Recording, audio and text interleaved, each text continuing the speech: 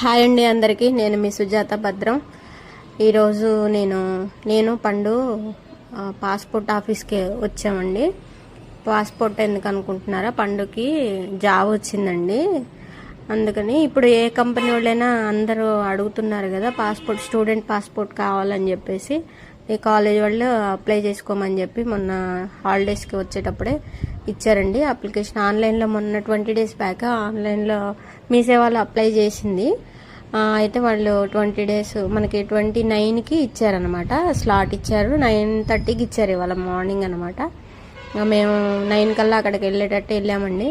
వెళ్ళేసరికి ఇంకా వాళ్ళు రాలేదని చెప్పి బయట అట్లా వీడియో తీస్తున్నాను అనమాట. నేను ఆఫీస్ అంతా చూపిద్దామని చెప్పి, ఇది ఖమ్మం, అది ఏ ఏరియా అంటారో తెలియదు కానీ శ్రీనివాస థియేటర్కి ఎదురుగా ఉందండి ఇది. అందుకని థియేటర్ చూపించాను అనమాట మీకు ఇందాక. ఇది లోపల వచ్చారు స్టాఫ్. వచ్చిన తర్వాత ఇంకా అక్కడ కూర్చున్నాం. అప్పుడు ఇంకెవరు రాలేదు కానీ మాది అయిపోయేటప్పటికి మొత్తం ఆఫీస్ అంతా నిండిపోయింది, బాగా క్రౌడ్ పెరిగిపోయింది అనమాట. పండు అవన్నీ సర్టిఫికెట్స్ అన్నీ ఇస్తుంది. అన్నీ తీసుకొని వాళ్ళు ఫోటో తీసుకున్నారు. పండుని ఫోటో తీసుకొని ఇంకా అక్కడ పిల్లలు ఇంకేదో Aadhaar card, full Aadhaar card లేదు, నీది ఆఫే ఉందని చెప్పేసి ఒక మాట అన్నాడు ఆయన. అన్నీ ఇచ్చేసిన తర్వాత ఇంకా బయటకు వచ్చేసామండి.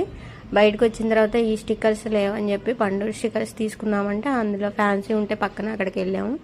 ఆడ నుంచి ఇక లంచ్ టైం అయిందండి. బాగా ఆకలిస్తుంది.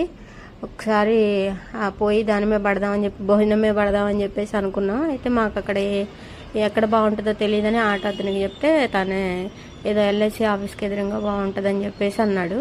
అయితే భోజనం నేను బయట తినలేనండి, నాకు అలవాట్లేదు. ఇక పండు ఏమో వెజ్ బిర్యానీ ఏదో ఆర్డర్ పెట్టుకుంది, నాకేమో పరోటాలు పెట్టింది. అది మరీ చిన్నగా ఉన్నాయి చూస్తే, అందుకే ఫేస్ అలా పెట్టా. కానీ తిన్న తర్వాత అయ్యే నాకు ఎక్కువైపోయినాయి. తినేసరికి హుషారు వచ్చిందిగా. ఇంకా పక్కనే షాపింగ్ మాల్ ఉందని చెప్పి జీవి మాల్ ఉంటే అక్కడ నడుచుకుంటే వెళ్ళామండి అక్కడ దాకా.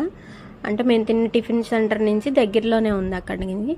ఇంకా వెళ్ళి శారీస్ బాగున్నాయిలే కానీ ఏం తీసుకోలేదండి. ఇక ఆడ నుంచి నడుచుకుంటూనే బస్ స్టాండ్కి వచ్చాం.